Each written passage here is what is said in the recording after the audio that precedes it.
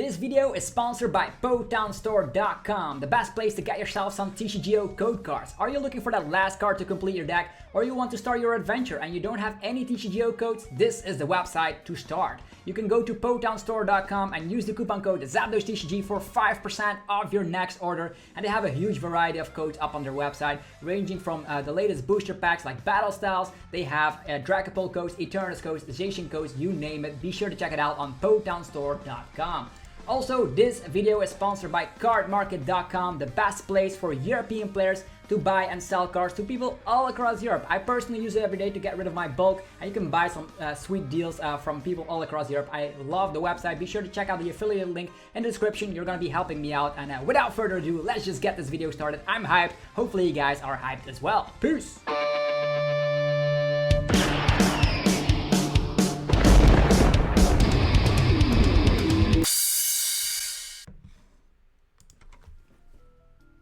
What's up YouTube, it's ZapDosTCG here and welcome back to another TCG video on my channel. I'm very excited to announce that I officially qualified for Players Cup 4 Phase 2 again, which actually means we got to play in Players Cup 1 in the next phase, Players Cup 2 in the next phase, Players Cup 3, as well as Players Cup 4. So I'm very excited that I'm able to present Belgium in this kind of online ordeal, because real life tournaments still haven't commenced just yet because of the COVID situation.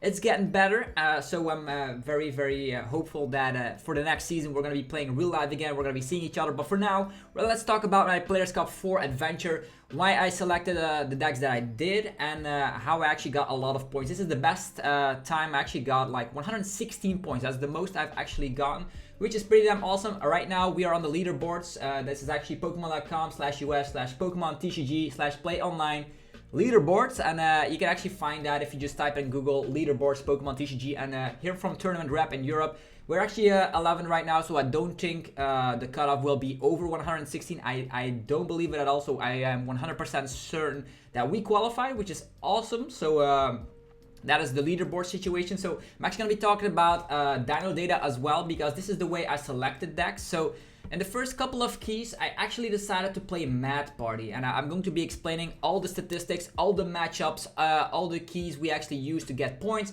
and the meta game, actually all the decks we came across. So if you are interested in the Battle Styles meta game, be sure to watch the rest of the video. You're going to be learning a lot, and if you're enjoying the content that I'm putting out, be sure to let me know by destroying the hell out of that like button. It helps out the channel in more ways than you can possibly think, and I appreciate it a ton.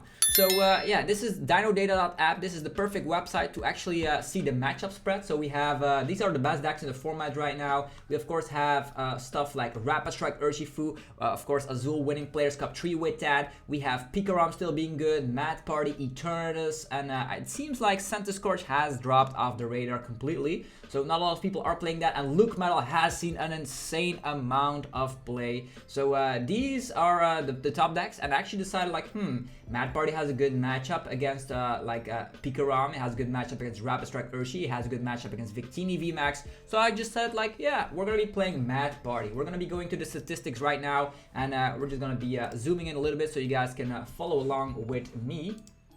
Okay, how do we even where do we even begin? So Mad Party, we were up against Lapras VMAX. I was like, what are the people playing in these first couple of keys? And I think that was in the first couple of days. Key number 1, I felt really good. I think I played 2 keys that day. We played Mad Party, and we got 5 points, beating Lapras VMAX, ADP Bronzong, believe it or not, as well as Rowag. So 2 difficult matchups we were able to get the better a hand, and Mad Party actually got us 5 points, which is pretty nice. Moving forward, I do love one price decks, but the meta has shifted quite a bit, and then key number 2, we were up against ADP, and I was saying like, Mad Party has a low percentage of winning against ADP, seeing as the DinoData app presents here. There's only a 36% chance, and that is based out of 471 games in online tournament play. So play.limitless TCG. This is the data that is based off. And then I was saying like, oh boy, if a lot of people are going to be starting playing ADP, our Mad Party deck will not go too well. But I said like, what are the chances? Let's play another game. We were up against Rowx, beat that again, and then Inteleon VMAX as well. Luckily we played a Mew in our Mad Party list. We're going to be showcasing some lists very shortly, so hang on to that. So we also played in the finals against ADP again, and of course we lost because, yeah, Mad Party has such a terrible time against that deck. So we got 3 points again. So we were at 8 points with 3 keys, which was pretty okay. Moving forward, key number 4, we were playing Mad Party again. So I was on the Mad Party hype train, and yeah, we had a great matchup against Rapid Strike Urshifu. Unfortunately, we didn't see any Rapid Strike Urshifus until we've played a different deck. So sometimes that happens, matchups are very important. What do we see here is that we played a mirror match. We won that quite convincingly by not slapping down our Dedanes, and we got the upper hand. Then against Luke Metal. Luke Metal is, seeing at the statistics here, is a 50-50 matchup-ish. And we actually didn't get the upper hand. Let's see, like Luke Metal against Mad Party is where did we see that? Mad Party over here. Yeah, Luke Metal actually has a slightly favored matchup against Mad Party, so it's only reasonable that we lost. So, and Luke Metal, I didn't even expect seeing such an increase in play. And then we faced off against with key number 5 against Single Strike Urshifu VMAX, and then lost again against ADP. And losing 3 times against ADP, it got me thinking, well, we're actually going to be showcasing the Mad Party list that I actually piloted during that 5 couple of keys. So let's just go over to TCGO so you can get a better glance of it. So this was the exact 60 I was playing. I was not playing Roxy, I was just playing this straight consistency build. With, of course, the Palpad and the Ordinary Rod, so you can go very aggressively early on, get rid of everything, and then go for Giovanni's Exile, get rid of your 2 prizers, and hit for weakness against popular Pokemon like Mewtwo. As you see in those 5 keys, we didn't came across any Mewtwo's whatsoever, so it got me thinking, we are losing against ADP. ADP and Luke Metal sees an increase in plays. Maybe Mad Party is not the deck to play. So we switched over to a different deck, and that's actually going to be the deck that I piloted for most of my keys, and that's going to be my specific ADP Zacian list with hammers. I know hammers can be sometimes clunky, unreliable, but it slows down the tempo, and I like them. So people are hating on crushing hammers, people are hating on ADP, but this is a list specifically used to have a great matchup against everything in the format. So that's actually what I wanted, because then skill takes the upper hand instead of like luck-based matchups. Like for instance, you're playing Mad Party, you're up against ADP, you lose. You're playing Victini, you're up against Inteleon, you lose. Like stuff like that. I didn't want that to happen, and this list has it all. Sentiscorch saw a huge decrease in play, so yeah, why the hell not play a list like this? So what else can you see? 1 Rusted Sword, 1 Calyx. Well, I know people love playing 2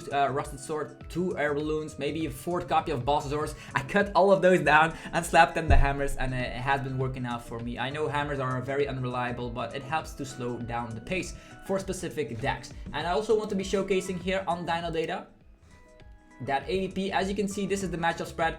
The only favorable matchup it has is like Mad Party and Single Strike Urshifu. All the rest is like 50-50, and that's what I love most about playing that deck. I know ADP is going to be rotating in 3 months, so everybody's very, very happy about that, but I actually decided to play that because if we look at the Blounce matchup, Blounce has gotten a lot of unfavorable matchups in this meta. Dracopult is back, not too good. Mad Party sees a huge play, not too good. Pikarom still sees play, which is also not too good, and the Mewtwo plays all play Reset Stamp, so Blacephalon is not too well placed in the meta, so I left around my Blounce finally. So we played Blounce for Players Cup 1, Players Cup 2, Players Cup 3, and now it's finally time to put down the Blounce, or is it? I'm actually working on a new Blacephalon list that you guys haven't seen, and maybe I will play that for Players Cup 4, but it's still top secret, so I'm still testing that out. But for now, let's go on to the rest of the keys. And as you can see, we played ADP. The first tournament we were up against the Decidueye. We even won. We played 2 Mawils instead of the Aegislash. So we even won, which is nice. The Aegislash sometimes necessary, sometimes not. But Mawile is better. Definitely against stuff like Eternatus, which also sees a huge amount of play. What do we see?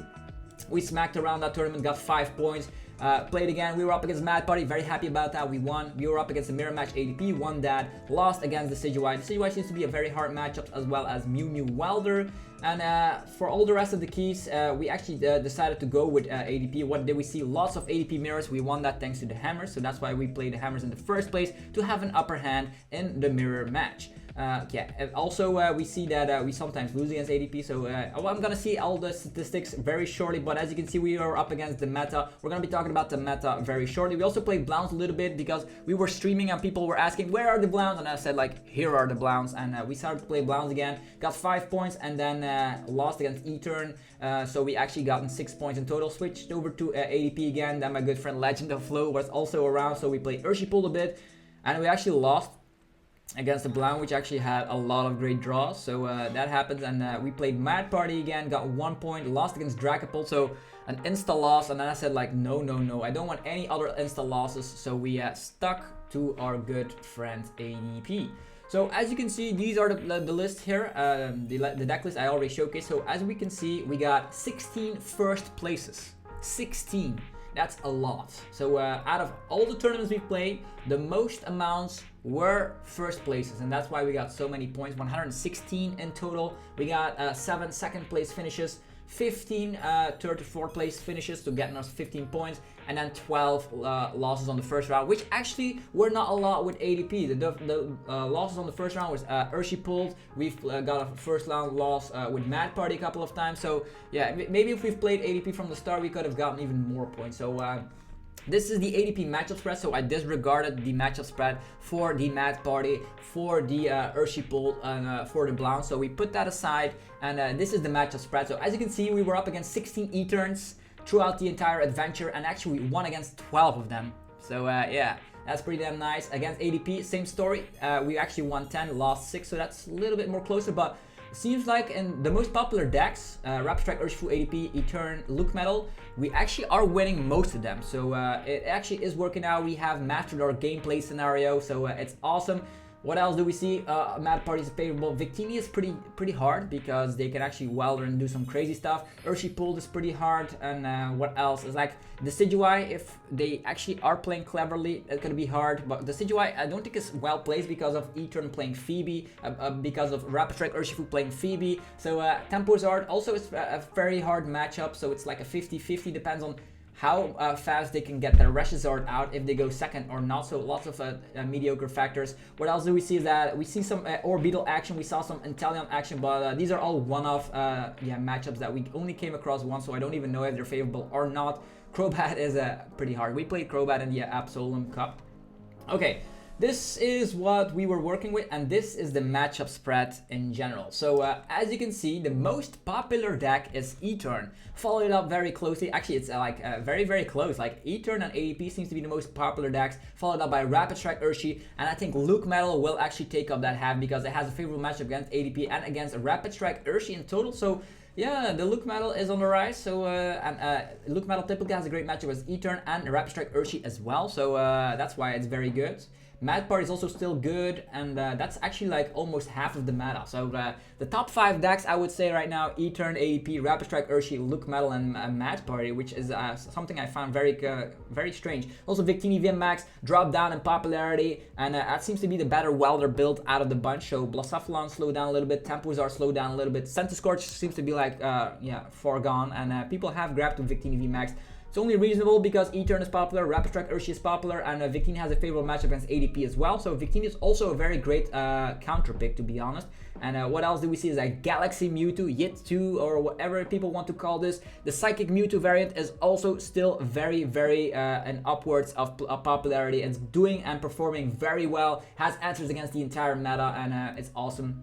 Other than that, the Decidueye is still a deck that if people are not tagging for it, you actually win. So this is the matchup spreads we actually got for Players Cup 4. We got 116 tournament rep. We got qualified. The next phase will probably start in June. Hopefully, guys will be there for the live stream. I'll be live streaming the event, probably with a delay, so we can actually have the full effect, so people can actually see all the strategies we're using.